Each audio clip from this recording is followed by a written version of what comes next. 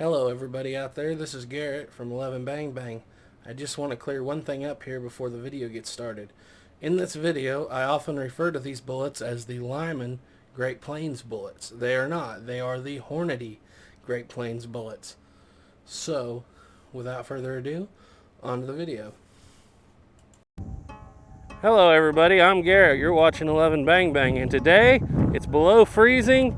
The wind is whipping, the high lines are screaming, the barometric pressure is climbing, and we are going to try to do an accuracy test with a muzzleloader, because that's just how we roll. So a few months ago, we did an accuracy test with the Lyman Great Plains Hunter trying to use the Lee reel bullets. And it didn't work out all that well. At 25 yards, they were keyholing, and at 50 yards, they were missing a 3-foot by 3-foot board. And so that was not good. I've tried that from 60 grains. We went up to, I believe, 90 grains in that test. I did film on that. I filmed a 100 grain load. Didn't work out. It was just going to make a bad video longer, so we didn't even put it in there. I've since tried that in the inline, which is a 1 in 28 twist that we have. Didn't get any better results. We've tried it in 1 in 60 twist. The Lee reel bullet for us just is not working. Some people claim to have had great success with it. Some people say it doesn't work for them either. I don't know if I have a bad Lee mold for the Lee reel bullet, but anyway, long story short, I went out and I purchased some Lyman Great Plains bullets. Now these bullets, as far as I can tell, are supposed to be made for this barrel. So we're going to start this with a 60 grain load of GoX Old Eynsford. In almost all the videos you've seen us shoot since September, we've been using our homemade black powder. Just to keep everything consistent, we are going to use some of our better factory-made black powder, which is GoX 3F Old Eynsford. I'm going to start with a 60 grain load at 50 yards and see what this will do. Okay guys, hang on. We are using Old Eynsford 3F. Just so you can see, the wind's blowing like crazy. Let's see how much we spill before we get in there. Ooh, there's 60 grains. I'm gonna put my thumb on it.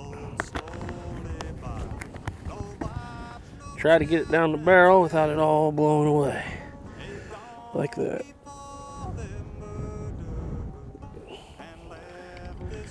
Alright, there's that. Make sure we got our lid back on. Let's see if we can get this bad boy open. There we go. It says it doesn't need lube. It's already lubed.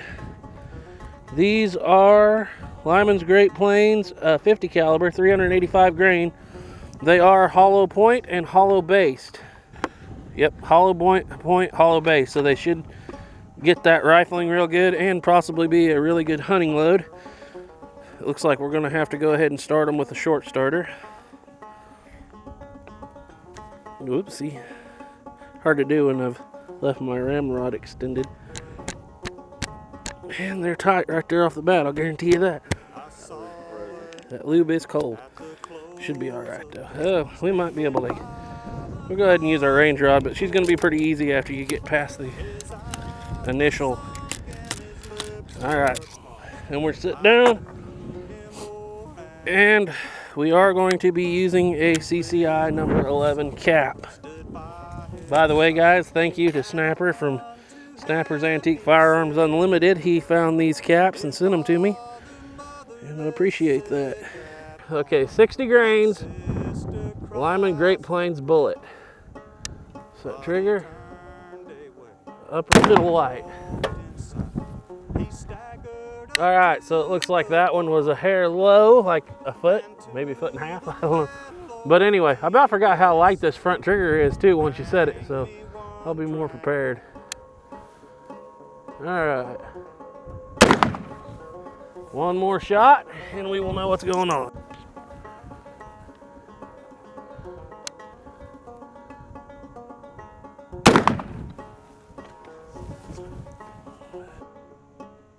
Okay, so this was just another one of those days at the range. Our GoPro quit recording after 30 seconds for some reason, and so we went back out later after we realized it was not recording and restarted it. So this is actually after 5 shots, but these 3 right here are our original first 3-shot group with 60 grains. Now you may say that's pretty bad for 50 yards, and it is, but You have to remember, with this same gun and the Lee Reel bullets, we weren't even hitting the pallet at 60 yards.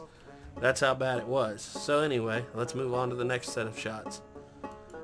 So I've been told, we did that 60 grain charge just for comparison with the Lee Reel bullet, and it did a lot better. But I've also been told that to push this bullet properly, I need to be shooting around 100 grains. So we're going to go ahead and load up a couple of 100 grain loads with the GoX Old Einsford and see. And we are going to see if that tightens that group at all. All right, I'm keeping my thumb over this so the wind don't blow it away and make our charging consistent. All right, here we go. This is a 100 grain charge with the Lyman Great Plains bullet. This one's probably going to kick a little from the bench. Going for the same spot on that target.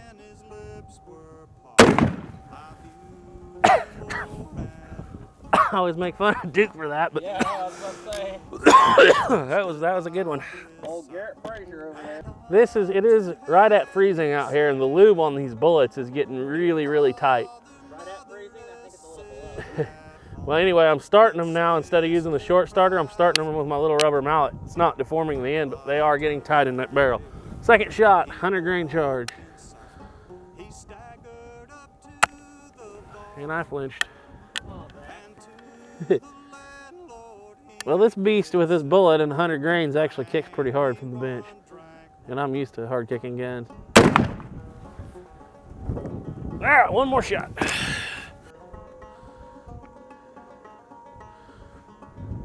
Shot number 3, 100 grains.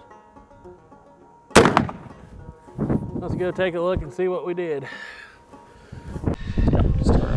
All right, guys, so first group is this one, and this one. That's with 60 grains. 100 grains, tighten that up to less than 2 inches. For me, I'm perfectly good with that. That's a deer killer at 50 yards. All right, guys, so that's gonna finish the video for today. We got down to about a 2-inch group at 50 yards, good enough for me.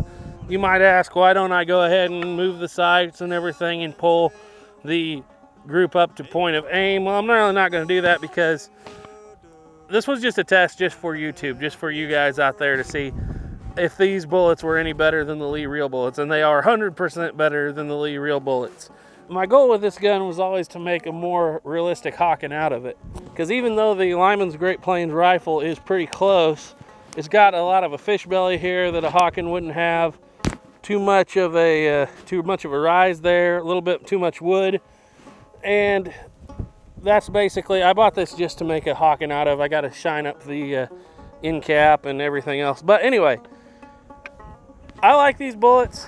They would be good for hunting. I don't like the lube that's on them in freezing weather. That stuff got hard fast. The long and short of it is, I'm not really a conical shooter when it comes to a muzzleloader, unless it's like a Civil War muzzleloader where it's historically accurate. The reason you would use conicals in something like this is if you wanted to take bigger game with a smaller caliber. That way you get more punch, more penetration by using a heavier conical. In my opinion, unless you absolutely want to use those conicals, just get you another rifle in 54 or 58 and shoot round balls. This rifle does have the 1 in 32 twist, which means it really only shoots conicals accurately. Probably going to see if I can find a Green Mountain barrel that will work on this gun. I'm probably going to move it up to 54 and shoot round ball out of it, because that's kind of my favorite caliber for a muzzle-loading rifle like this of this era. One other thing to point out about those conicals, they're over 50 cents a shot. And so, you know, it's almost, I believe it was $17 for 20 rounds. So that's not economical at all, especially for us guys that shoot and love muzzleloaders, because they're cheap to shoot and you can shoot them all day.